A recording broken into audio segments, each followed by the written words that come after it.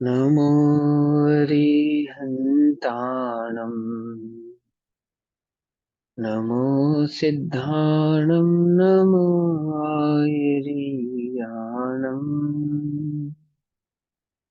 नमो वज्रायाणम् नमो लोये सवसाहुणम्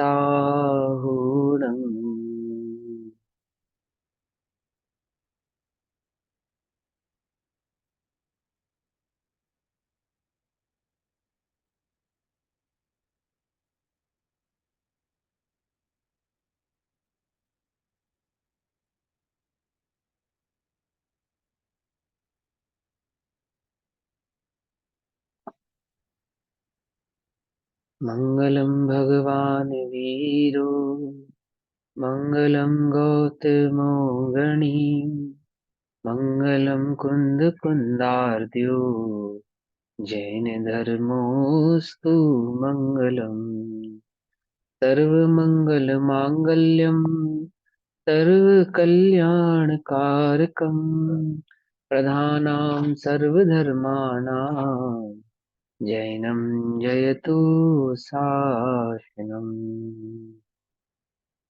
नमः समय साराय स्वानुभूत्या च कासते चित्स्वभावाय भावाय सर्वभावान्तरच्छिदे।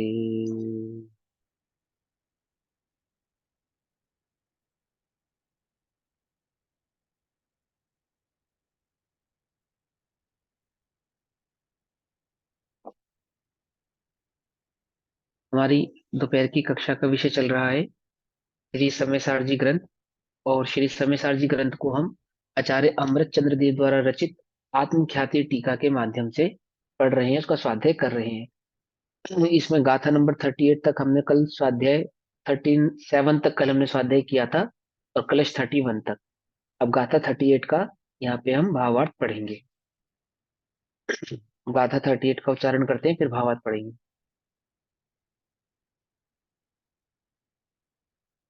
अहमेको खलु शुद्धो दंसननाणमय्यो सदारुवी न वियत्थि मज्ज किंची विअनन्नं परमाणु में तंपी मैं एक शुद्ध सदा अरूपी ज्ञान दृग हूँ यथार्थ से कुछ अन्य वो मेरा तनिक परमाणु मात्र नहीं। अरे आचार्यदेव कह रहे हैं कि भैया, दर्शन ज्ञान चारित्र रूप परिणित आत्मा यह जानता है, अर्थात जो दर्शन ज्ञान और चारित्र में स्थित हुआ है, जिसको अपने दर्शन ज्ञान और चारित्र गुणों की खबर हुई है, दैट मीन्स मैं जानने वाला हूँ, देखने वाला हूँ, इसमें जिसका आचरण हुआ है, जिसमें यह वह जीव स्थित हुआ है कि मात्र ज्ञान दर्शन वाला हूँ, ऐसा ऐसा जिसको निश्चय हुआ है, ऐसा जिसको अनुभव हुआ है। ठीक है ना, समझ नहीं बात।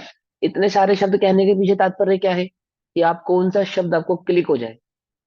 ठीक है ना, कि मैं एक शुद्ध सदा अरूपी ज्ञान द्रग हूं, यथार्थ से, यथार्थ से, परमार्थ से, निश्चय से, है ना। कैसा हूं? दर्शन ज्ञान चारित्र वाला हूं, दर्शन ज्ञान में परिणत हूं। जो दर्शन ज्ञान चारित्र में परिणत है वह आत्मा जानता है। क्या जानता है? खलु अर्थात निश्चय से, अहम मैं, एक एक हूं, अहम एक कव, मैं एक हूं, शुद्ध हूं। कैसा हूं? शुद्ध हूं। अभी तो हम ये निर्णय नहीं कर पा रहे कि शुद्ध हूं या अशुद्ध हूं, कि नहीं नहीं निश्चय से तो शुद्ध हूं, व्यवहार से अशुद्ध हूं। क्यों भैया? अभी ये नहीं समझ में आ रहा शुद्ध हूं या अशुद्ध हूं, कि कभी कभी शुद्ध हूं, कभी कभी अशुद्ध हूं, मंदिर में शुद्ध हूं, घर में अशुद्ध हूं। मालूम ही नहीं चल पा रहा। क्यों नहीं चल पा रहा? क्योंकि दर्शन ज्ञान चरित्र में स्थित नहीं हुआ अभी। समझा? निर्णय ही नहीं किया। लेकिन जो दर्शन ज्ञान चरित्र में स्थित हुए हैं, परिणत हुए हैं, जिन्होंने अपने उस दर्शन ज्ञान चरित्र स्वभाव को जाना है, रम गए, रच गए, पच गए, वे ये बात जानते हैं कि निश्चय से दैट मीन्स, देखो निश्चय के दो अर्थ होते हैं। एक निश्चय का अर्थ होता है निश्चय व्यवहार वाला निश्चय, स्वभाव। और एक नतीत को भी निश्चय कहते हैं। क्या कहा? नया तीत को न, यहाँ निश्चय व्यवहार की बात नहीं है, बस ऐसा ही स्वरूप है। समझ में ये बात? वहां पे एक तो निश्चय व्यवहार वाला निश्चय है ना, और एक निश्चय का मतलब यह भी है कि जहाँ पे हम नए की बात नहीं कर रहे, कोई नए की बात नहीं है, ये तो वस्तु स्वरूप की बात है कि एक्चुअल में ऐसा ही है। जैसे फॉर एग्जाम्पल, शक्कर जो होती है वो निश्चय से मीठी होती है, व्यवहार से, है ना। अब निश्चय से मीठी होती है अगर ऐसा कहेंगे तो व्यवहार से कोई और पर्याय वाली माननी पड़ेगी, और व्यवहार से तो मीठी आपकी मानेंगे बात हाँ तो होगी। निश्चय से। हाँ, तो जैसे तो लोक में कुछ निश्चय का वस्तुओं के अर्थ यहाँ पे स्वभाव, वास्तव में हो गया, वास्तव में एक्चुअल। अब वो तो सबका यही अर्थ है, निश्चय व्यवहार वाले निश्चय का भी यही अर्थ है, लेकिन मैं ये बताना तो चाहता अब हूँ आपकी कि बात हो गई निश्चय ना। में, हाँ, निश्चय व्यवहार में जो निश्चय है, तो एक तो होता है व्यवहार सापेक्ष निश्चय, जिसमें व्यवहार को गौण करके, व्यवहार है उसको स्वीकारते हैं और फिर उसको गौण करते हैं और निश्चय से बात कहते हैं। लेकिन एक निश्चय ऐसा है जिसमें निश्चय व्यवहार की कोई बात नहीं है, सिर्फ स्वरूप की बात है, सीधी सीधी अनुभव की बात है ना। तो क्या कहते हैं कि निश्चय से मैं एक हूं, अहमिक कौ शुद्ध हूं, दर्शन ज्ञानमय हूं, ज्ञान दर्शनमय हूं, दैट मीन्स मात्र ज्ञान दर्शन वाला हूं। जैसे दूध शक्कर कैसी है, मिठासमय, नमक कैसा है, क्षारमय, समझे ना। ऐसे ही घी कैसा है, चिकना में, चिकनाई में। ऐसे ही आत्मा कैसा है, ज्ञान दर्शनमय, मैं कैसा हूं, ज्ञान दर्शनमय हूं। अरूपी, सदा अरूपी हूं, कभी कभी रूपी हूं, कभी कभी अरूपी हूं, ऐसा नहीं, सदा अरूपी हूं। आंख बंद करके किसको देखना है तुम्हें? अरूपी को। अरूपी हूं उसका कोई रूप नहीं है, उसकी पहचान चिन्ह मात्र, यानी ज्ञान ही उसकी पहचान है, ज्ञान ही उसका आकार है। क्या कहा? अरूपी कहने का मतलब समझ लो ना, कि आप उसको किसी रूप में मत ढूंढो, किसी आकार में मत ढूंढो, ज्ञान ही उसका आकार है, ज्ञान आकार। समझे नहीं समझे? क्या आकार होता है ज्ञान का? अब यहाँ पे हम जब शब्द कहते हैं ना आकार, तो हमारे माइंड में एक इमेज घूमती है कि कोई ना कोई आकार होगा। लेकिन यहाँ पे ज्ञानाकार कह के वो आकार वाली जो लोक में आकार प्रसिद्ध है उसकी बात नहीं कर रहे हैं।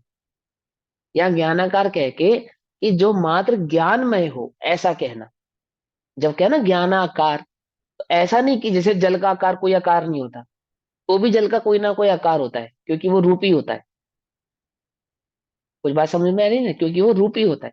लेकिन यहाँ पे ज्ञानाकार कहने का मतलब ये नहीं है कि कोई आकार है उसका, मैंने उसके जो प्रदेश है वो कैसे हैं, कि वो मत, जो ज्ञान सतत वर्त रहा है, उस ज्ञान की यदि आपने सिद्धि करी, ज्ञान जानने वाला, तो यही उसका आकार है बस।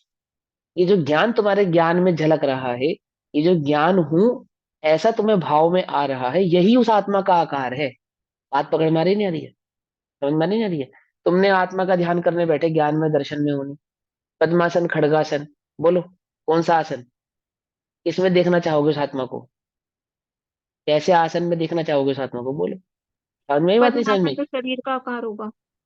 हाँ, तो उसका आत्मा का आकार कैसा होगा? कि बोले वहां जहाँ ज्ञान की ज्ञान। सिद्धि होगी, जब जानना वर्त रहा होगा, वो जो जानना हूं, इस जानना की जो स्वीकृति होगी, उस वही उसका आकार होगा बस। कोई आकार नहीं होगा, दैट मीन्स जो लोक में प्रसिद्ध है वैसा आकार नहीं, ज्ञान आकार, यानी ज्ञान हूं यही उसका आकार। तो क्या है? अरूपी, सदा अरूपी हूं, कोई रूप नहीं है। किंचित अपि अन्यत, किंचित मात्र भी अन्य, यानी पर द्रव्य, परमाणु मात्रम अपि, परमाणु मात्र भी, मम न अपि आस्ति, मम न अपि आस्ति, मेरा नहीं है, यह निश्चय है। क्या कहा? यह निश्चय है कि मैं एक हूं, शुद्ध हूं, चिन्मात्र हूं, अरूपी हूं, परमाणु मात्र भी मेरा नहीं है, बस। बस इतना ही जिसको समझ में आ गया ना, हो गया सम्यक दर्शन, बस हो गया पूरा मोक्ष। संपूर्ण समय सार का इतना ही भाव है। क्या भाव है? अहम एकौ, मैं एक हूं, खलु शुद्धो, शुद्ध हूं, है, दंसण नाणमयी, सदा रूपी, दर्शन ज्ञान चारित्रमय, अरूपी हूँ। नवि अत्थि मज किंचि भी अनन्नम परमाणु में तम्पी, परमाणु मात्र भी मेरा नहीं है, और मैं परमाणु मात्र से भी मेरा कुछ संबंध नहीं है। मात्र शुद्ध हूँ, ज्ञान दर्शनमय हूँ। ठीक है। जो अनादि मोह रूपी अज्ञान से उन्मत्तता के कारण, नशे के कारण, अरे है ना, जिसका दिमाग खराब हो गया है, ऐसा घमंड हो गया है, जिसको उन्माद हो गया है, जो है पागलों जैसी हरकतें कर रहा है, कुछ समझ में नहीं आ रहा। तो कहते हैं, जो अनादि मोह रूपी अज्ञान से उन्मादता के कारण, अज्ञान के उन्माद मतलब कि जैसे कोई मदिरा पी के, मदिरा के वश होकर उन्माद हो जाता है, ऐसे ही यह जीव मोह के वश होकर कैसा हो गया, उन्माद हो गया है। अत्यंत अप्रतिबुद्ध था, अत्यंत अप्रतिबुद्ध था। अमन नहीं, प्रतिबुद्ध, अपने प्रति ज्ञान, अपने स्वभाव का ज्ञान नहीं था। अप्रतिबुद्ध, अपने स्वभाव का ज्ञान नहीं था। बुद्ध माने बोधि, बोधि माने रत्नत्रय का ज्ञान। दुर्लभ है संसार में एक यथार्थ ज्ञान, बोधि दुर्लभ भावना, सुना है ना। बोधि, बोधि बुद्ध, बुद्ध माने ज्ञान। अप्रतिबुद्ध, अपना ज्ञान नहीं था। और विरक्त गुरु से, कोई श्री गुरु मिले उसको विरक्त, जो पर से विरक्त थे और आत्मा में रत थे। क्या तो रत थे और पर से विरत थे, ऐसे श्री गुरु मिले। ठीक। और विरक्त गुरु से निरंतर समझाए जाने पर, जो किसी प्रकार से समझकर, किसी प्रकार से समझकर मतलब श्री गुरु के समझाने पर समझकर, अथवा काल लब्धि आने के कारण समझने समझकर, उसकी काल लब्धि आ गई इसलिए समझ लिया, ये समझ लो। उसकी तत्समय की योग्यता थी इसलिए समझ लिया, ये समझ लो। अथवा श्री गुरु का निमित्त बना तो यह समझ में आ गई, उसके बाद तो समझ लो। इसी प्रकार समझकर सावधान होकर, सावधान होकर दैट मीन्स प्रमाद को छोड़कर, आलस्य को छोड़कर, ठीक है ना, मिथ्यात्व को छोड़कर सावधान होकर, जैसे कोई पुरुष मुट्ठी में रखे हुए सोने को भूल गया हो। हम्म। जैसे कोई, हम भी अपने हाथ में अपना चश्मा पकड़ के सारे घर में ढूंढते रहते हैं ना, सर पे रखे चश्मे को भी ढूंढते रहते हैं, हाथ में रखी वस्तु को ढूंढते रहते हैं। ऐसे ही जैसे कोई पुरुष मुट्ठी में रखे हुए सोने को भूल गया हो, और फिर स्मरण करके उस सोने का देखे, इस न्याय से स्मरण करके उस सोने को देखे, स्मरण करके यानी याद करके, किसी के समझाए जाने पर अथवा काल लब्धि पर, कि देख तेरे हाथ में ही है तेरा सोना, जिसे तू जगह जगह ढूंढ रहा है ना, ये तो जगह जगह आकुलित हो रहा है, ये निराकुल सुख तो से तो स्वयं ही बना है। ये पर को तो अपना मान रहा है सुखी होने के लिए, ये पर तेरा नहीं है, तो स्वयं सुख रूप है, स्वयं, है ना। ऐसा किसी के समझाए जाने पर इस न्याय से, जैसे कोई हाथ में रखा हुआ सोना भूल गया और किसी की याद दिलाने पर उसको, ओहो ये तो मेरे हाथ में ही था, इस न्याय से अपने परमेश्वर, क्या अपने परमेश्वर यानी सर्व सामर्थ्य के धारक आत्मा को भूल गया था, अपने आप को भूल गया था, अपने परमेश्वर स्वरूप को भूल गया था, अपनी परम सामर्थ्य को भूल गया था। हिंदू रामायणों में एक प्रसंग आता है ना, कि रामचंद्र जी परेशान हो रहे थे, भैया ये लंका पार करनी है, समुद्र, समुद्र पार करना है, कैसे करें। तो वो जामवंत नाम के एक उनके, है ना, मंत्री होते हैं, तो कहते ये हनुमान है ना, हनुमान, ये एक छलांग में पार कर देगा इसे। हनुमान कहता है कि मैं एक छलांग में पार पार कर दूंगा, कैसे पार कर दूंगा, कि तुम भूल गए हो अपनी शक्ति को। आता है ना उसमें प्रसंग हिंदू रामायण में, कि श्री उसके समझाए जाने पर, उसके याद दिलाए जाने पर उसे अपनी शक्ति याद आ जाती है, ओहो अच्छा मैं तो इतना बलशाली हूँ, एक छलांग में पार कर दूंगा इसे, समुद्र को। ऐसे ही यहाँ क्या कहते हैं, कि अपने अपनी जो अनंत सामर्थ्यवान है, शक्ति है ना अपनी, अपना परमेश्वर स्वभाव है, भूल गया। श्री गुरु ने याद दिलाया, अरे तू स्वयं स्वयं भगवान है ना, पर से तेरा कुछ भी संबंध नहीं है, परमाणु मात्र भी तेरा नहीं है। सर्व सामर्थ्य का धारक है परमेश्वर, जो अब तेरी अनंत सामर्थ्य वाला आत्मा को भूल गया था। उसे जानकर श्री गुरु ने याद दिलाया, कालब्धि आदि से उस आत्मा को जानकर, उसका श्रद्धान कर और उसका आचरण करके, मैं ज्ञान दर्शन में हूं, ऐसा जानकर ज्ञान दर्शन में ही स्वरूप का अनुभव कर, यानी कि श्रद्धान कर, और उसमें स्थित होकर, ज्ञान दर्शन में ही स्थित होकर, दैट मीन्स आचरण करके, उसमें तन्मय होकर। अभी किस में तन्मय है हम? ज्ञान में तन्मय है या ज्ञेय में तन्मय है? समझ यही बात है ना। भावक भावक भाव भावक भाव को नहीं जानते, ज्ञान ज्ञेयाकार को नहीं जानते, क्या हो रहे हैं कि ज्ञान में तन्मय ना होकर ज्ञेय में तन्मय है। ठीक। लेकिन जिसने स्वरूप को जाना है वो कैसा है? वह ज्ञान में तन्मय है। ज्ञान में तन्मय, ज्ञान में तन्मय होने का मतलब क्या हुआ? दर्शन ज्ञान चारित्रमय होना, अर्थात दर्शन ज्ञान और चारित्र उसका आचरण करके उसमें तन्मय होकर, जो सम्यक प्रकार से दैट मीन्स सही प्रकार से, भली प्रकार से एक आत्मा राम हुआ। क्या हो गया? आत्मा राम हो गया। मैं मतलब मैं आत्मा हूं, ऐसा उसे निश्चय हो गया, ऐसा वह स्थित हो गया। बस एकमात्र मैं आत्मा हूं, मैं शरीर हूं, ये भाव जिसका छूट गया।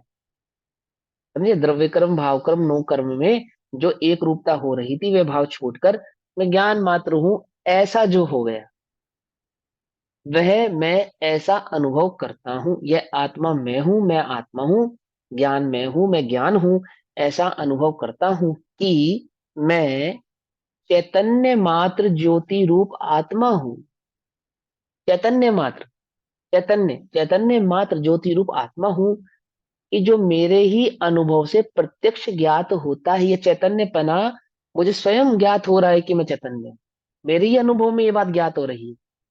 कोई पर मुझे एक दिलावे, ज्ञान करावे कि मैं आत्मा हूं, ऐसा नहीं। मैं स्वयं को स्वयं से ही प्रकाशित हो रहा हूं कि ज्ञान में, कि ज्ञान में हूं, मैं ज्ञान हूं। समझे ना? ज्ञान और चिन्मात्र कहने के पीछे क्या तात्पर्य? चिन्मात्र यानी चैतन्य लक्षण है ज्ञान और दर्शन। चैतन्य का लक्षण होता है ज्ञान और दर्शन। तो वहां पे चिन्ह मात्र भी कहा जाता है और ज्ञान मात्र भी कहा जाता है, एक ही बात है। ठीक। अनुभव से प्रत्यक्ष ज्ञात होता है, जानने में आता है। क्या जानने में आता है? कि मैं जानने वाला हूं। क्या? समझे नहीं समझे? है ना? देखो, कोई अपनी किसी की याददाश्त चली गई, तो वो ये पूछता है कि मैं कौन हूं। क्या पूछता है? मैं कौन हूं। अब उसको दो बातें तो पता है, एक मैं और एक हूं। क्या? भले ही उसको ये नहीं पता कि कौन हूं, पर ये दो स्वीकृति तो होती है ना, कि एक मैं और एक हूं। बताओ, है कोई लोक में ऐसा जो जीव हो और ये कहे कि मैं हूं या मैं नहीं हूं? बोलो। नहीं हूं, ऐसा है कोई जीव जगत में? कोई जीव जगत में ऐसा नहीं है जो ये कहे कि मैं नहीं हूं। वो ये कहेगा मैं हूं। भले ही मैं ये नहीं जानता कौन हूं, क्यों दुखी हूं, कहां से आया हूं, क्या स्वरूप है, कुछ नहीं मालूम। कि कोई है, कि हाँ है। कौन है? ये नहीं पता कौन है, पर है। हाँ हूं, ये स्वीकृति है ना, उसको कहाँ से आ रही है ये? कहाँ से आ रही है? चींटी के भी आगे हाथ लगाओ, अपनी जान बचाती है। कहाँ से पता उसे कि मुझे अपनी जान बचानी है? मैं हूं, मुझे बचना है। मैं जिंदा हूं, मुझे मरना नहीं है, है ना? मैं जिंदा हूं, ये है ना उसको ज्ञान, या नहीं है? बोलो। और जिसे उस आत्मा का ज्ञान हुआ है, वह उसमें स्थित हो गया है। अब वो सही प्रकार से जानता है, ऐसा अनुभव करता है कि ज्ञान हूं, मैं ज्ञान हूं, चैतन्य हूं, चिन्मात्र हूं, अरूपी हूं। ठीक है ना? पर चिन्मात्र देखो, अनुभव में प्रत्यक्ष ज्ञात होता है, ध्यान से पढ़ना। चिन्मात्र आकार के कारण है, चिन्मात्र आकार के कारण, क्या मतलब? चैतन्य मात्र आकार के कारण। तो चैतन्य का आकार कैसा होता है? कि चैतन्य होना ही चैतन्य का आकार। मैं चैतन्य हूं, ज्ञान हूं, ये स्वीकृति ही इसको आकार कहते हैं। चिन्मात्र आकार के कारण मैं समस्त कर्म रूप तथा अक्रम रूप, क्रम रूप और अक्रम रूप, मतलब क्या है इसका? बताया था ना, याद होगा आपको, शक्तियों की कल पर्याय क्लास में। और गुण। गुण गुण गुण और हाँ, पर्याय। Very good. क्रम रूप पर्याय मतलब? क्रम रूप होती है, पर्याय, पर्याय क्रम हाँ, रूप होती है, और पर्याय गुण। अक्रम हो गया गुण। गुण। अक्रम रूप हो गए गुण और क्रम रूप हो गई पर्याय। यानी द्रव्य हूं, कैसा हूं, गुण और पर्याय वाला हूं। ये बात उसको समझ में आ गई। ठीक है ना?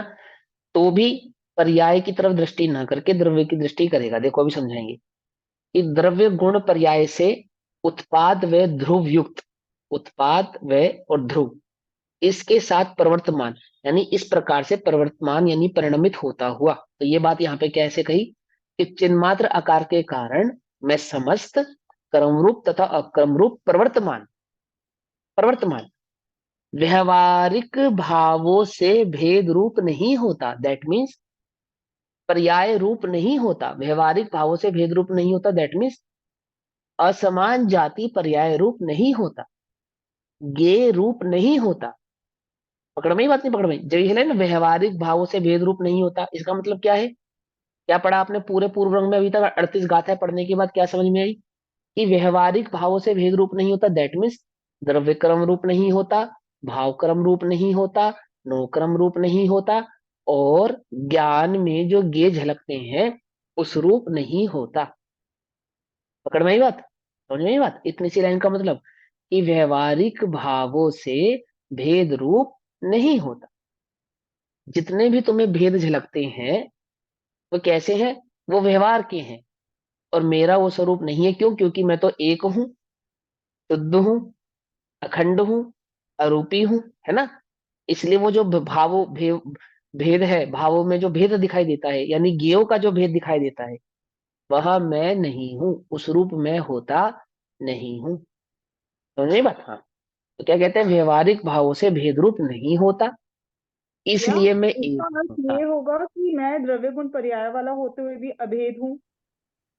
हाँ, ये तो है ही। प्रवर्तमान लिखा हुआ है द्रव्य ना गुण यहाँ पर्याय, पे। द्रव्य द्रव्य गुण पर्याय रूप होता हुआ भी अभेद हूं, ये बात तो है ही। पर अभेद हूं कहने का भाव क्या है ना? उस रूप व्यवहार रूप भावों से भेद रूप नहीं होता, उसका मतलब क्या है कि व्यवहार रूप भाव कौन से हैं?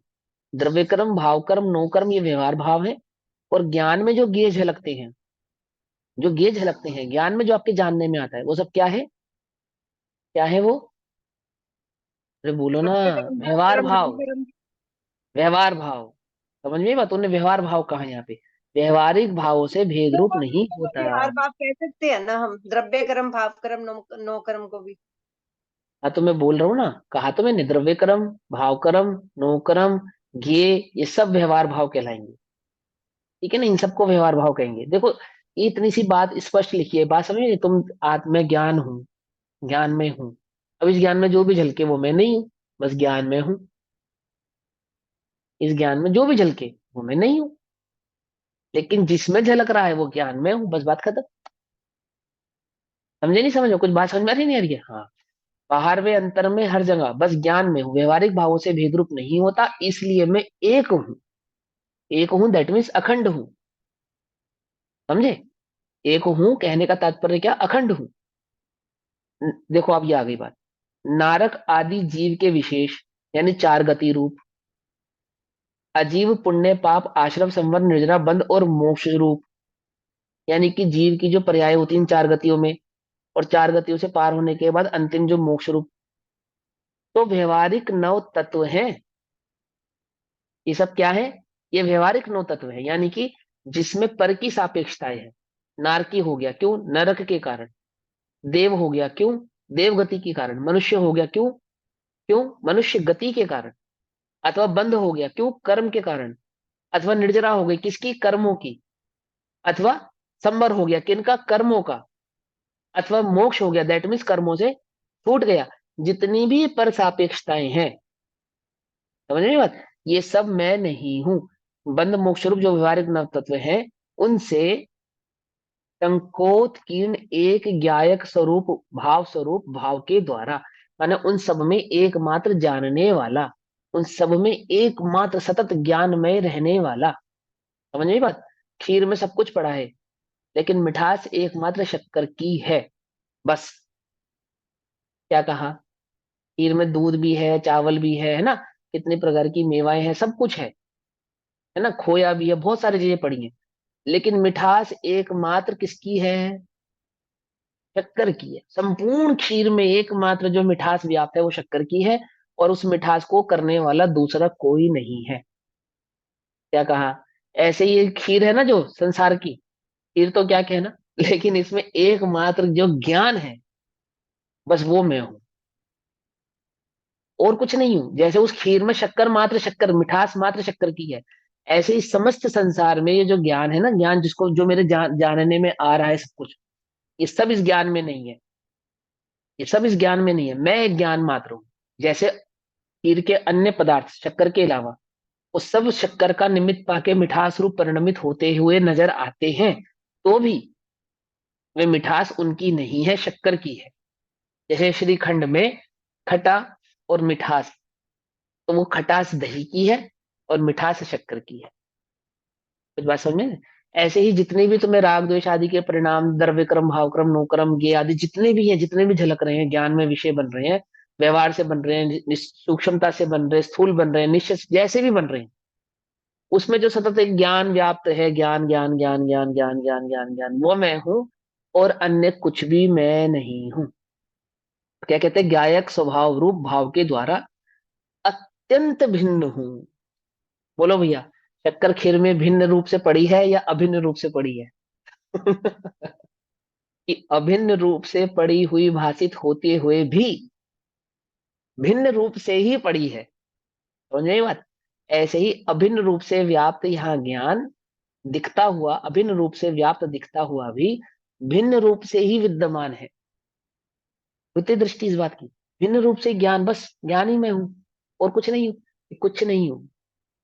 एक ज्ञान ही मैं हूं, अन्य और कुछ मैं नहीं हूं। इसलिए मैं कैसा हूं? शुद्ध हूं। शुद्ध हूं दैट मीन्स दूध की सफेदी शक्कर में नहीं गई, चावल का महक शक्कर में नहीं गई, और अन्य मेवाओं का स्वाद शक्कर में नहीं गया। शक्कर कैसी रही? मात्र मिठासमय ही रही। अपने उसने मिठास उनको नहीं खोया ना, शुद्ध है ये उसकी शुद्धता। नाले में पड़ा हीरा, हीरा गंदा नहीं हुआ, ये उसकी शुद्धता। वो तो स्थूलता से समझ में आती है, लेकिन कह रहे शक्कर हीर में पड़ी, हीर रूप नहीं हुई। कुछ बात समझ में आती है, नहीं आती है?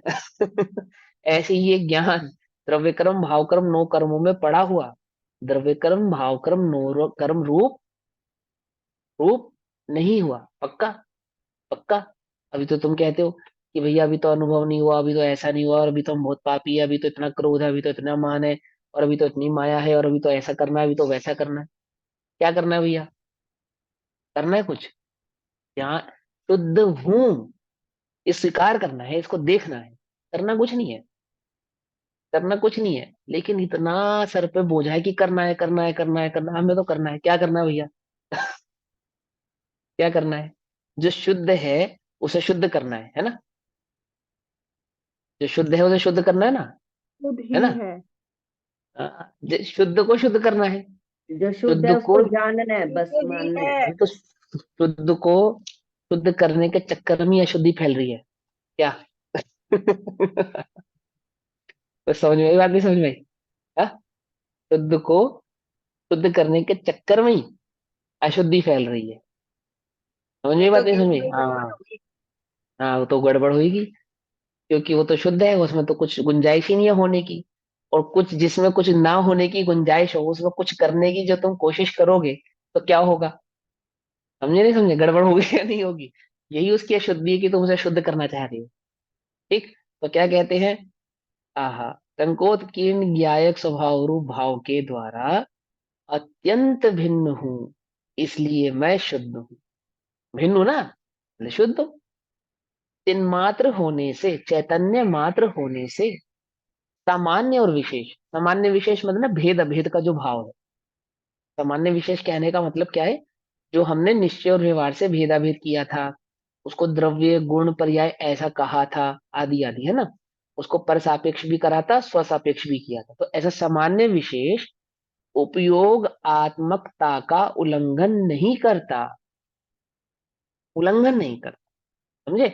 मैंने वह आत्मा अपनी स्वरूप का उल्लंघन नहीं करता, अपने ज्ञान का उल्लंघन नहीं करता, चैतन्य मात्रता का उल्लंघन नहीं करता। वह शक्कर तीर में पड़ी हुई मिठास का उल्लंघन नहीं करती, उल्लंघन नहीं करती, उल्लंघन नहीं करती दैट मीन्स, जैसे उल्लंघन क्या होता है? अपनी सीमा को छोड़कर बाहर जाना। लांग जाना, उल्लंघन। तो वह शक्कर क्या करती है कि उल्लंघन नहीं करती। क्या उल्लंघन नहीं करती? कि अपने स्वभाव को नहीं छोड़ती और पर के स्वभाव को धारण नहीं करती। ऐसे ही ये आत्मा चैतन्य मात्र होने से, चिन्ह मात्र होने से पर को धारण नहीं करता और अपने चैतन्य स्वभाव का उल्लंघन नहीं करता, अपने ज्ञान का उल्लंघन नहीं करता। पकड़ में बात? देखो, तुमने अपना सोना, 1 किलो सोना और 2 किलो पीतल के साथ गलती से रख दिया। गलती से रख दिया, वो भूल गए 20 साल के लिए। और 20 साल बाद तुम्हें याद आया, ओह अरे अरे अरे, गलती से मैंने पीतल के साथ रख दिया था। अब तुम घबरा जाओगे ना, पीतल तो नहीं हो गया कहीं मेरा सोना? क्यों? डर लगेगा या नहीं लगेगा? भाई पीतल हो जाएगा नहीं हो जाएगा? 20 साल रखा रहा, 1 किलो सोना 2 किलो पीतल के साथ, और 20 साल रखा रहा। फिर क्या होगा सोने का? हे भगवान, ये क्या हो गया मुझसे, बड़ी भूल हुई, अब तुम्हारी शरणा है, तुम ही संभालो, हमने तेरे ही भरोसे है महावीर। हे भगवान, नमो निंताणम नमो सिद्धाणम। क्या करूं, क्या करूं? भागेंगे सुनार के पास कि भैया भैया देखना जरा मेरा सोना पीतल तो नहीं हो गया। बोलो भैया, हो गया या नहीं हो गया? क्या करोगे? कोई घबराहट है? कोई डर है? नहीं है ना? हाँ। उल्लंघन नहीं करता ये ज्ञान, ये ज्ञान उल्लंघन नहीं करता, ये चैतन्य उल्लंघन नहीं करता। पर के साथ अनादि से रहता हुआ भी, क्या, जैसे उस स्वर्ण का, सोने का पीतल के साथ रहने पर भी कुछ बिगड़ता नहीं है, कुछ बिगड़ता नहीं। उसी प्रकार इस आत्मा का, अरे ये तो कहने की बात है, दूध में शक्कर ऐसे पड़े हैं दोनों। जैसे 1 किलो सोना और 1 किलो पीतल अलग अलग पड़े हैं ना, बिल्कुल ऐसे पड़े हैं।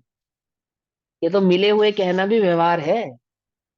सूक्ष्मता उनके नजदीक जाकर देखो ना, दोनों का स्वचतुष्ट भिन्न है, भिन्न भिन्न। क्या समझे? भिन्न।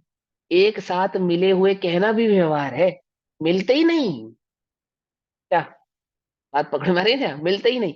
तो क्या कहते हैं कि सामान्य विशेष उपयोग आत्मकता का उल्लंघन नहीं करता। द्रव्य कर्म रूप नहीं होता, भाव कर्म रूप नहीं होता, नो कर्म रूप नहीं होता। पकड़ में? ये बात पकड़ में है ना? और गे रूप नहीं होता, उल्लंघन नहीं करता। कैसा रहता है? एक चैतन्य मात्र, चिन्ह मात्र ही रहता है। कौन? पड़ोसी है। अमेरिका का राष्ट्रपति ऐसा रहता है। क्यों भैया? किसकी चल रही है चर्चा? किसकी कहानी हो रही है ये? अरे ये चैतन्य, ये चैतन्य, मैं ऐसा रहता हूं, इसलिए मैं दर्शन ज्ञानमय हूं। इसलिए मैं कैसा हूं? मात्र दर्शन ज्ञानमय हूं। स्पर्श रस गंध वर्ण जिसका निमित्त है, ऐसे, यानी पुद्गल, पुद्गल। स्पर्श रस गंध वर्ण जिसका निमित्त है, ऐसे तो संवेदन रूप, ऐसे संवेदन रूप परिणमित होने पर भी, माने शरीर में रहता हुआ शरीर रूप परिणमित हो रहा हूं, ऐसा दिखने पर भी स्पर्श आदि रूप स्वयं परिणमित नहीं हुआ। इस देह के साथ अनादि काल से रहता हुआ भी इस देह रूप नहीं हुआ। समझ में बात? वहां पे बात ये नहीं है कि ये मनुष्य गति की बात है। जो पुद्गल के साथ अनादि से इसका संबंध है, इस जीव का उद्गल द्रव्य के साथ जो अनादि से संबंध चला आ रहा है, कैसा? कि पुद्गल कैसा है? स्पर्श रस गंध वर्ण वाला है। तो भी ये आत्मा कैसा नहीं हुआ? स्पर्श रस गंध वर्ण वाला नहीं हुआ। माने ये इसकी पहचान नहीं बनी, ये इसकी पहचान नहीं बनी। यहाँ किसी से दोस्ती कर लो 2-4 साल, तो वो हमारी पहचान बन जाती है। क्यों बन जाती? नहीं बन जाती है? हो जाती है ना। लेकिन ये अनादि से पुद्गल के साथ रहता है, तो भी ये पुद्गल इसकी पहचान नहीं है। कुछ बात समझ में नहीं? हाँ, तो क्या कहते हैं कि परिणमित होने पर भी, उस रूप परिणमित होने पर भी स्पर्श आदि रूप स्वयं परिणमित नहीं हुआ। इसलिए परमार्थ से मैं सदा ही अरूपी हूं, मेरा कोई रूप नहीं है। समझ आई बात? अरूपी हूं। अनुभव करो इस चैतन्य का, ज्ञान का, तो बात का ध्यान रखना। स्पर्श रस गंध वर्ण से पहचानने में नहीं आता है। पकड़ में आई बात? नहीं पकड़ में आई? समझ में? आजकल ध्यान कराते ना लोग, ये सब गड़बड़ कराते हैं। हवा में उठ रहा है और फला और गर्म ठंडा महसूस हो रहा है, और ऐसा हो रहा है, कुछ निकल रहा है बाहर, कुछ अंदर आ रहा है, और बस वही आत्मा है। ये गड़बड़ में मत फंस जाना, सम्यक दर्शन का सर्टिफिकेट दे देते हैं लोग, बच के रहना। इस प्रकार सबसे भिन्न, सबसे भिन्न ऐसे स्वरूप का अनुभव करता हुआ यह मैं प्रतापवंत रहा। प्रतापवंत रहा दैट मीन्स मेरी सत्ता का कभी नाश नहीं हुआ, मेरे अस्तित्व का कभी नाश नहीं हुआ, मैं सदा विद्यमान रहा। समझे ना? मैंने मेरा आलोक, इस आलोक में जो मेरा अस्तित्व था, है ना, जो मेरी स्थिति थी, जो मेरी पोजीशन थी, वो कैसी थी? वो ज्यों की त्यों रही, एज इट इज रही। समझ में बात नहीं? खीर में शक्कर कम होती है तो मालूम चल जाती है, नहीं चल जाती है? खीर में शक्कर कम हो गई और खाओ आप खीर, तो ये बात मालूम चल जाती है या नहीं चल जाती है? चल जाती है ना। ये शक्कर का प्रताप है कि वह नहीं होगी तो भी तुम्हारे ज्ञान का विषय बनेगी, वह होगी तो भी तुम्हारे ज्ञान का विषय बनेगी, और वह अधिक होगी तो भी तुम्हारे ज्ञान का विषय बनेगी। ये उसका प्रताप है कि वह अपने अस्तित्व को बनाए रखती है, उसका अस्तित्व खोता नहीं है ना? ऐसे ही द्रव्य कर्म, भाव कर्म और नो कर्म में इस चैतन्य का अस्तित्व खोया नहीं है। ये ये चैतन्य कैसा? कि द्रव्य कर्म रूप नहीं हुआ यानी शरीर आदि रूप नहीं हुआ, है ना, भाव कर्म रूप नहीं हुआ यानी कि ज्ञेय रूप नहीं हुआ, और नो कर्म रूप नहीं हुआ यानी कि पर वस्तु रूप, पर पदार्थ रूप नहीं हुआ। और कैसा है? सदा सदा इससे सबसे भिन्न ऐसे स्वरूप का अनुभव करता हुआ यह मैं प्रतापवंत रहा, सदा विद्यमान रहा, अपने अस्तित्व को कायम रखा।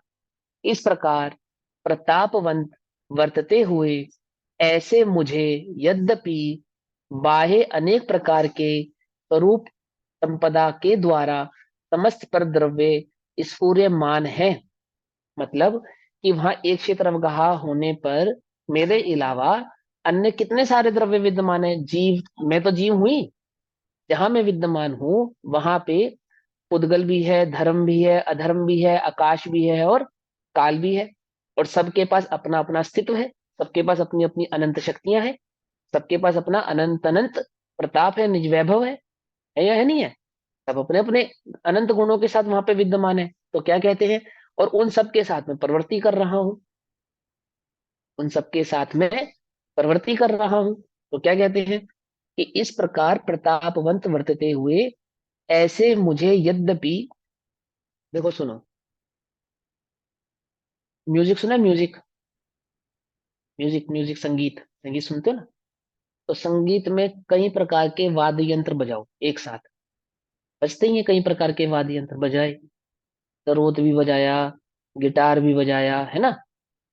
सरोद और गिटार मैंने इसलिए कहा, सरोद देसी होता है, गिटार विदेशी होता है, एक जैसे होते हैं ना।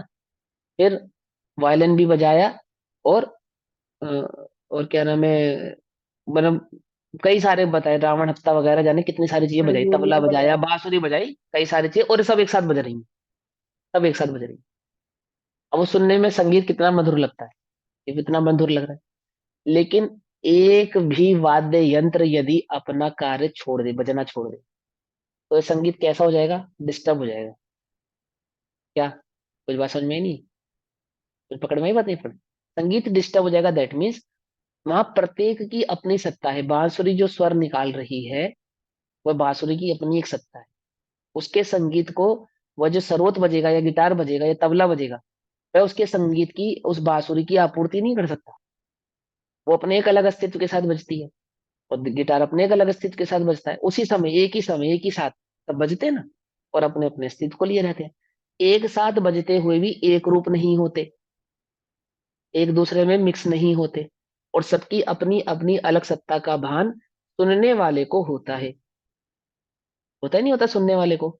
बांसुरी मात्र सुनना चाहे तो मात्र बांसुरी के को भी सुन सकता है, तबले को मात्र सुनना चाहे तो तबले को भी सुन सकता है ना? जो एक अच्छे उस्ताद होते हैं, अच्छे संगीतकार होते हैं, वो इतने भारी संगीत में भी ये बात जान जाते हैं कि तेरे तबले की थाप ठीक नहीं पड़ी, अथवा तेरे गिटार का ये तार सही नहीं बजा, अथवा तूने सितार ये सही से नहीं बजा, ऐसा है ना? जान जाते नहीं जान जाते? हाँ। सब एक साथ बज रहे हैं, फिर भी सबकी अपनी अपनी सत्ता है, एक दूसरे रूप होते नहीं है, और अपने अपने कार्य को करते हैं। यद्यपि मैं सबके साथ विद्यमान हूँ, सबके साथ रह रहा हूँ, प्रतापवंत परिवर्तित हुए ऐसे मुझे यद्यपि बाहर अनेक प्रकार की स्वरूप संपदा के द्वारा समस्त पर द्रव्य स्फूर्यमान है मेरे साथ, जहां मैं विद्यमान हूं, अद्रव्य कर्म, भाव कर्म, नो कर्म और 5 द्रव्य विद्यमान है, विद्यमान है, और अन्य जीव द्रव्य, मैं एक जीव द्रव्य और अन्य जीव द्रव्य विद्यमान है। तथापि कोई भी पर द्रव्य परमाणु मात्र भी मुझ रूप भासते नहीं, तबला बांसुरी रूप भासता नहीं। समझे समझे, ऐसे ही वे परद्रव्य चैतन्य रूप भासते नहीं, और वह चैतन्य पर रूप भासता नहीं। कहाँ पे? मेरे अनुभव में, जो मैं अनुभव कर रहा हूँ ना अपने चैतन्य मात्र होने का, उस चैतन्य मात्र के अनुभव में मैंने ये पाया कि वहां चैतन्य में वे जो पर हैं वे मुझ रूप भासते नहीं है, कि जो मुझे भावक रूप तथा गेय रूप से मेरे साथ होकर पुनः मोह उत्पन्न करें। क्या? जब मुझे अपना अनुभव हुआ तो मुझे क्या बात समझ में आ गई? कि कोई मेरे को रूप भासता ही नहीं है कि कोई मुझे अपने अनुसार परिणमित करा सके, अथवा कोई गेय मुझे ज्ञान से गेय रूप बना सके। बात समझ में आ रही है? कंफ्यूजन तो नहीं हो रही? क्या कहते हैं कि जो मुझे भावक रूप यानी द्रव्य कर्म, भाव कर्म, नो कर्म अपने अनुसार परिणमित करा सके, ऐसे भावक रूप, तथा गेय रूप से यानी ज्ञान में जो गेय झलकते हैं उसके अनुसार ज्ञान हो जावे, ऐसा गेय रूप से मेरे साथ होकर पुनः मोह उत्पन्न करे। पुनः मोह उत्पन्न करे दैट मीन्स मुझ में फिर से वह अज्ञान पैदा करे कि मुझे ऐसा लगने लगे कि अरे कहीं यह तो मैं नहीं, अरे कहीं यह तो मैं नहीं, अरे कहीं यह तो मैं नहीं। ऐसा कोई डिस्टरबेंस वहां क्रिएट होने वाला नहीं है। क्यों? वहां चैतन्य मात्र का अनुभव होता है, दृष्टि होती है, तो मात्र चैतन्य ही हूं, और परद्रव्य से कैसा हूं? सदा भिन्न हूं। क्योंकि निज रस से ही मोह को, क्योंकि निज रस से ही यानी क्योंकि अपने आत्मा के अनुभव से ही मैं चैतन्य हूं, इस बात की दृष्टि से ही, इस बात की पकड़ से ही मोह को मूल से उखाड़ कर, क्या मोह को मूल से उखाड़ कर पुनः अंकुरित ना हो, इस तरह से उखाड़ा है कि दोबारे उठना ना पाए, दोबारे उगने ना पाए, समूल, समूल, मूल से उखाड़ कर इस प्रकार नाश करके महान ज्ञान प्रकाश मुझे प्रकट हुआ है। महान ज्ञान प्रकाश प्रकट मुझ में, मुझे प्रकट हुआ है दैट मीन्स केवल ज्ञान रूप सामर्थ्य मुझ में प्रकट हुई। समझे बात? ऐसा भावार्थ। आत्मा, आत्मा कौन है? ये आत्मा वो अल्लाह दिन के चिराग में जो कैद रहती है वो नहीं है ये, समझे? आत्मा यानी मैं अनादि काल से मोह के उदय से अज्ञानी था, वह श्री गुरुओं के उपदेश से और स्वकाल लब्धि से ज्ञानी हुआ, यानी कि स्वरूप का ज्ञान हुआ, तथा अपने स्वरूप को परमार्थ से जाना, यानी अपने स्वरूप को जाना, अपने स्वभाव को जाना कि मैं एक हूं, अखंड हूं। एक हूं दैट मीन्स अखंड हूं, शुद्ध हूं, अरूपी हूं, और दर्शन ज्ञान मैं हूं। बस ऐसा जानने से मोह का समूल नाश हो गया। मोह का समूल नाश हो गया दैट मीन्स अज्ञान का समूल नाश हो गया। भावक भाव और ज्ञेय भाव से भेद ज्ञान हुआ। भेद ज्ञान हुआ मतलब उस रूप द्रव्य कर्म, भाव कर्म, नोक्रम रूप नहीं हूं, ऐसा भेद विज्ञान हुआ। और ज्ञान में जो ज्ञेय झलक रही है उन ज्ञेय रूप नहीं हूं, उनसे भी भेद विज्ञान हो गया।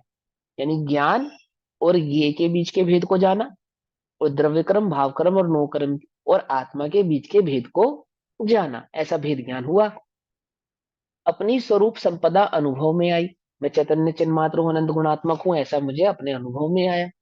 तब फिर पुनः मोह कैसे उत्पन्न हो सकता है? नहीं हो सकता। अब ऐसा जो आत्मानुभव हुआ उसकी महिमा कहकर आचार्य देव प्रेरणा रूप काव्य कहते हैं कि ऐसे ज्ञान स्वरूप आत्मा में समस्त लोक निमग्न हो जाओ। समस्त लोक निमग्न हो जाओ यानी कि ये जगत के सभी जीवों ऐसे आत्मा के स्वरूप को जानकर एक आत्मामय हो जाओ, एक ज्ञानमय हो। काय को मोह कर रहे हो? चक्कर को छोड़ दो, बस एक ज्ञानमय हो जाओ, ऐसा।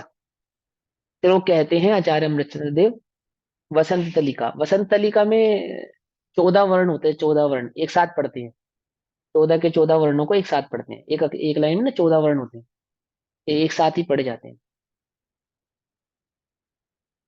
मज्जन्तु निर्भरममी सममेव लोका आलोकमुच्छलति शान्तिरसे समस्ता आप्लाव्यविभ्रमतिरस्करणिं हरेण प्रोन्मग्न एष भगवान वबोध सिंधु। फिर पढ़े।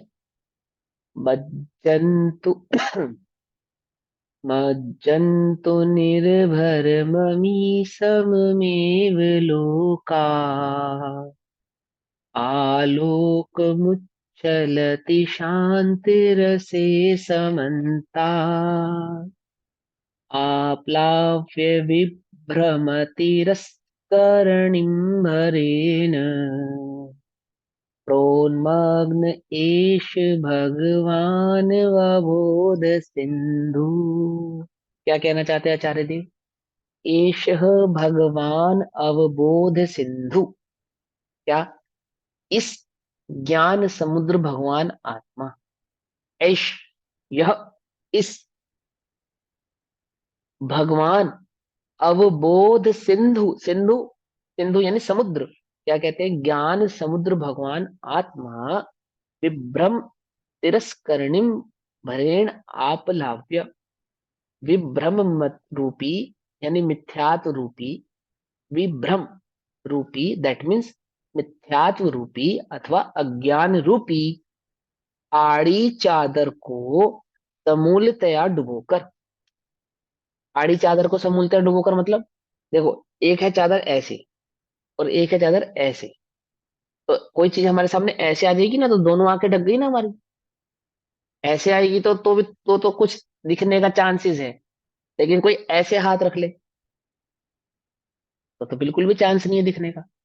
तो जिसने विभ्रम रूपी चादर दैट मीन्स मोह ने ज्ञान के अंश मात्र को भी जिसने मोह से ग्रसित ढक लिया था, ढक लिया था। अब क्या है कि आत्मा तो ज्ञान का समुद्र है।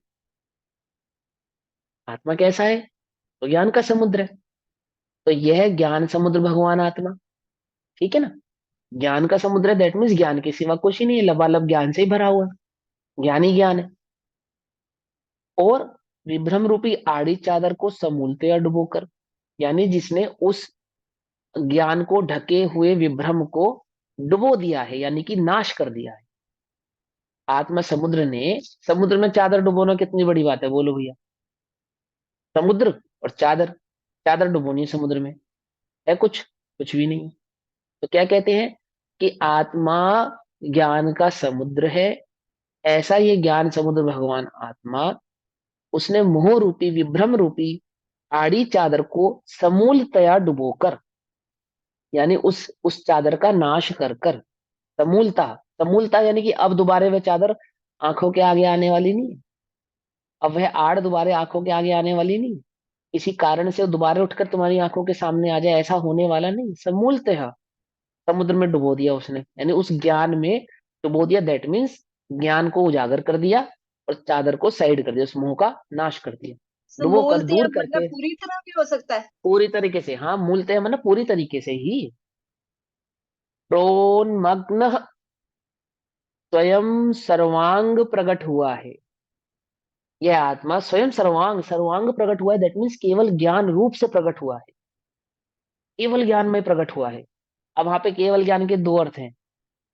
एक तो वह केवल ज्ञान जो केवली को उत्पन्न होता है, और एक केवल ज्ञान यानी मात्र ज्ञान में रूप से प्रकट हुआ है, कि ज्ञान ही मात्र मैं हूं और अन्य कुछ नहीं हूं, बस ज्ञान ही ज्ञान, ज्ञान ही ज्ञान, ज्ञान ही ज्ञान, है ना। आत्मज्ञानम स्वयं ज्ञानम ज्ञानाद अन्यत् करोति किम, है ना। ज्ञान ही ज्ञान, ज्ञान ही ज्ञान, मात्र ज्ञान। ठीक। समुद्र में क्या है चारों तरफ? सिवाय पानी के और कुछ नहीं है, पानी ही पानी, है ना। जितना मर्जी निकाल लो, खत्म होने वाला है? नहीं होने वाला, पानी ही पानी। ऐसे ही इस आत्मा में क्या है? ज्ञान ही ज्ञान है और कुछ नहीं है। तो एक मात्र ज्ञान ये भी कह सकते हैं, और एक वह केवल ज्ञान जो भगवान को केवल ज्ञान प्रकट हुआ, जिसमें संपूर्ण लोक कैसा हो गया? डूब गया। तीनों लोग डूब गए, नहीं डूब गए उसमें? बोलो। डूब गए मतलब समझ गए, मतलब उनके ज्ञान का विषय बन गए, ऐसा। उसको कहते हैं ज्ञान में डूबना। ठीक है ना। उनके ज्ञान से कुछ बचा है? कुछ नहीं बचा, सब कुछ आ गया। कि भविष्य का तो कुछ बचा होगा? कि भविष्य का भी नहीं बचा। किसी का तो कुछ बचा होगा? कि किसी का भी कुछ नहीं बचा। एक परमाणु रज कण अणु की क्या स्थिति होने वाली है भविष्य में, कब, अनादि अनंत तक, वह उनके ज्ञान का विषय है। तो डूबा हुआ, पकड़ में ही बात, डूबा हुआ। तो क्या कहते हैं? समूलतः डूबोकर दूर करके स्वयं सर्वांग प्रकट हुआ है। अर्थात केवल ज्ञान से प्रकट हुआ है, केवल ज्ञान रूप से प्रकट हुआ है, मात्र ज्ञान रूप प्रकट हुआ है। अमी समस्तः लोकः, इसलिए अब यह समस्त लोक शांत रस से उसके शांत रस में समम एव एक साथ ही निर्भरम अत्यंत मज्जंतु, मग्न हो जाओ, मग्न हो जाओ। उस शांत रस में मग्न हो जाओ, उस ज्ञान में मग्न हो जाओ।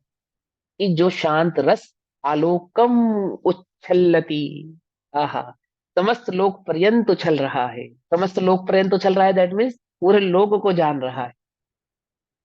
जान रहा है, नहीं जान रहा है? समस्त लोक उछल रहा है, दैट मीन्स लोक आलोक सबको अपने ज्ञान का विषय बना रहा है। उसमें डूब जाओ।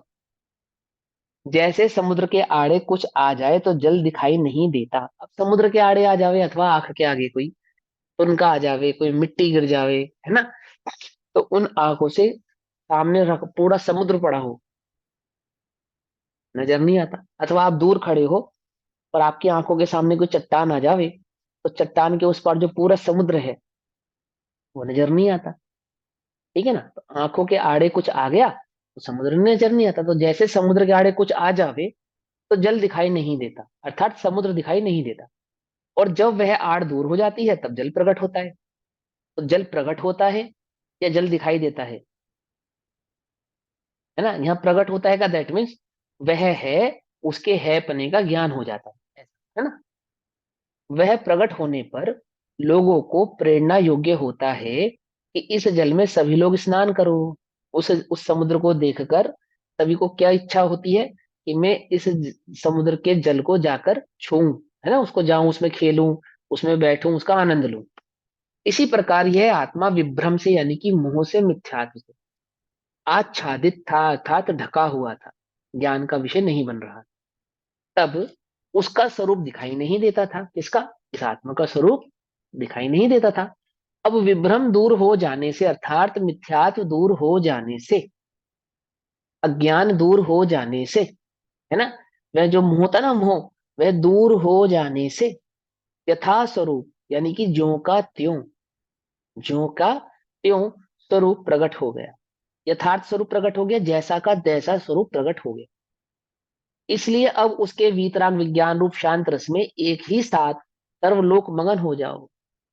तब सभी लोग उस ज्ञान रस में डुबकी लगाओ, मैं ज्ञान में हूं, उसका आनंद लो। इसलिए आचार्य देव ने प्रेरणा की है, इसके लिए आचार्य देव प्रेरणा कर रहे हैं, सभी जीवों को कह रहे हो, उपदेश दे रहे हैं कि हे भव्य जीवो, क्या कर रहे हो? तुम चक्कर में पड़ रहे हो, ये मोह के चक्कर में पड़ लो, ज्ञानमय हो तुम, ज्ञान रस लो, उसका आनंद लो। अथवा इसका अर्थ यह भी है कि जब आत्मा का अज्ञान दूर होता है तब केवल ज्ञान प्रकट होता है। और केवल ज्ञान प्रकट होने पर समस्त लोक में रहने वाले पदार्थ एक ही समय में ज्ञान में झलकते हैं। उसे समस्त लोक देखो, यानी कि वे समस्त लोग उसमें डूब जाते हैं ना, ज्ञान ज्ञान रूपी समुद्र में डूब जाते, दैट मीन उसके उसका विषय बन जाते हैं। ये बात तुम जानो। इस प्रकार इस समय प्राकृत ग्रंथ की आत्मख्याति नामक टीका में टीकाकार ने पूर्व रंग स्थल कहा। पूर्व रंग स्थल, जब कोई नाटक करते हैं ना, नाटक, तो नाटक प्रस्तुत करने से पहले जो उसकी विषय वस्तु तैयार की जाती है उसे कहते हैं पूर्व रंग स्थल। ठीक है ना। देखो, यहाँ टीकाकार यह आश्रय है, टीकाकार का यानी कि आचार्य अमृतचंद्र देव का यह आश्रय है, उनका ऐसी भावना है कि इस ग्रंथ को अलंकार से नाटक रूप में वर्णन किया है। उन्होंने जो टीका लिखी है ना, बिल्कुल अलंकृत करके, उपमाएं दे देकर, समझा समझा कर आपको, उस प्रकार से इस आत्मा के स्वरूप को प्रकट किया। जैसे किसी नाटक में किसी नायक अथवा नायिका के स्वरूप को क्या करते हैं? प्रस्तुत करते हैं। आपने पढ़ा होगा 9th या 10th में, आप लोगों के पास हिंदी थी संस्कृत पता नहीं, उसमें पृथ्वीराज चौहान का वो आता है, उपन्यास पढ़ाते हैं 9th 10th क्लास में। तो उसमें पढ़ाते हैं ना, वो संयोगिता का वर्णन देते हैं कि वो संयोगिता पृथ्वीराज के वियोग में इतनी कमजोर हो गई, कितनी कमजोर हो गई, क्योंकि पाँव की बिछुई हाथ के कंगन की जगह आने लगी। क्या समझे नहीं समझे? वो तो एक वो नाटक है ना, नाटक में ऐसे अलंकारित करके कि यानी कि उसको इतना बिछो हुआ, उससे इतना दुख हुआ उससे दूर जाने का, ऐसे ऐसे बहुत सारे उसमें अलंकार आते हैं। और इसी प्रकार से आचार्य अमृतचंद्र देव ने इस आत्मा के स्वरूप को प्रकट किया, कैसे? अलंकृत करके, समझाकर, उपमाएं देकर। नाटक पहले रंगभूमि रची जाती है। नाटक में पहले क्या है? रंगभूमि, यानी उस नाटक के किरदारों का किरदार बताए जाते हैं, उसका उद्देश्य क्या है वो सब समझाया जाता है। वहां देखने वाले नायक तथा सभा होती है, और नृत्य नाट्य करने वाले होते हैं जो विविध प्रकार के स्वांग रचते हैं तथा श्रृंगार आदि 8 रसों का रूप दिखलाते हैं। वहां श्रृंगार, हास्य, रौद्र, करुणा, वीर, भयानक, बीभत्स और अद्भुत, यह 8 रस लौकिक रस है। नाटक में इन्हीं का अधिकार है। 9वां शांत रस है जो कि अलौकिक है, नृत्य में उसका अधिकार नहीं है। इन रसों में स्थायी भाव, सात्विक भाव, अनुभावी भाव, व्यभिचारी भाव और उनकी दृष्टि आदि का वर्णन रस ग्रंथों में है, वहां से जान लेना। पढ़ाते स्कूल में थोड़ा बहुत तो ये भी। सामान्यतः रस का यह स्वरूप है। नाटक में रस होते हैं, मतलब जो नाटक के उस भाव को ही रस कहते हैं जिस भाव को वहां पे प्रकट करना, कि ज्ञान में जो ज्ञेय आया उसमें ज्ञान तदादकार हो जाए, यानी ज्ञान ज्ञेय रूप नजर आने लगे, उसमें पुरुष का भाव लीन हो जाए और अन्य ज्ञेय की इच्छा नहीं रहे, तो रस है। यानी कि जब रोने का सीन आया तो देखने वाला भी रोने लगे, हंसने का सीन आया तो देखने वाला भी हंसने लगे, दुख का सीन आया तो जो उस नाटक को देख रहा है उसके चित्त में भी दुख उत्पन्न हो जावे, ऐसा। उन 8 रसों का रूप नृत्य में नृत्यकार बतलाते हैं, और उनका वर्णन करते हुए कविश्वर जब अन्य रस को अन्य रस के समान कर भी वर्णन करते हैं, तब अन्य रस का अन्य रस अंगभूत होने से तथा अन्य भाव रसों का अंग होने से रसवत आदि अलंकारों से उस नृत्य रूप में वर्णन किया जाता है। उस नृत्य मतलब नृत्य, कथकली नाम सुना तुमने? कथकली देखा है कभी? देखा है? देखा है? नहीं देखा? इस भाव को थोड़ा सा समझा देता हूँ। भावों को ये एक्सप्रेस करके बताते हैं ना उसमें, देखो मैं कथकली समझाता के नाम हूँ क्या से। होता है।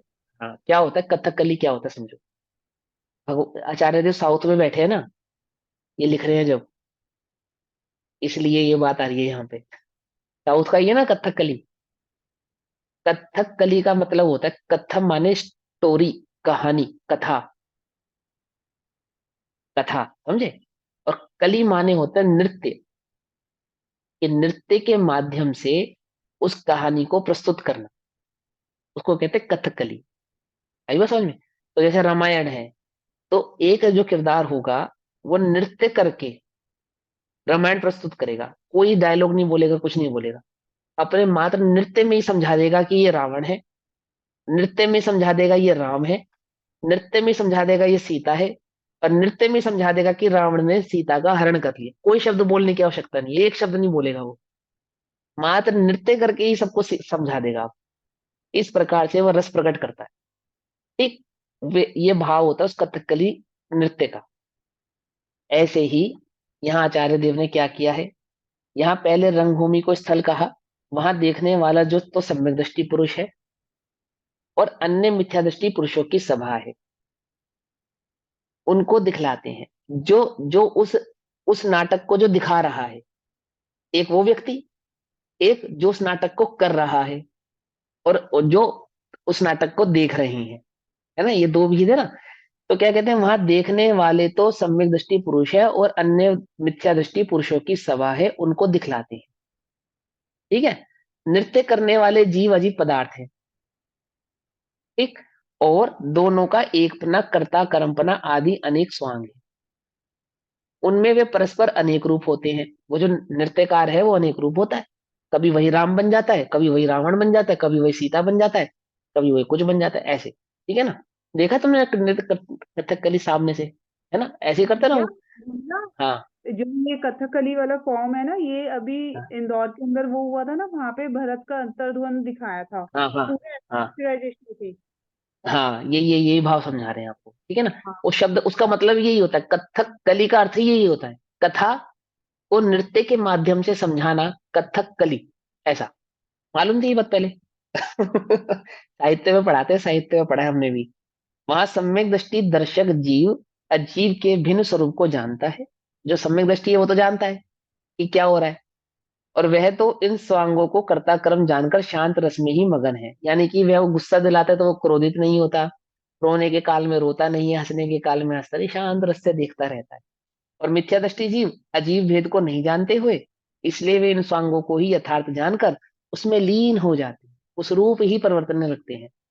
उन्हें वह मंच पे दिखा हुआ रावण अपना दुश्मन दिखने लगता है, मंच पे किरदार करता हुआ राम अपना मित्र दिखने लगता है, और वह सीता का विछोह उन्हें अपना विछोह नजर आने लगता है। सम्यक दृष्टि के साथ ऐसा नहीं होता।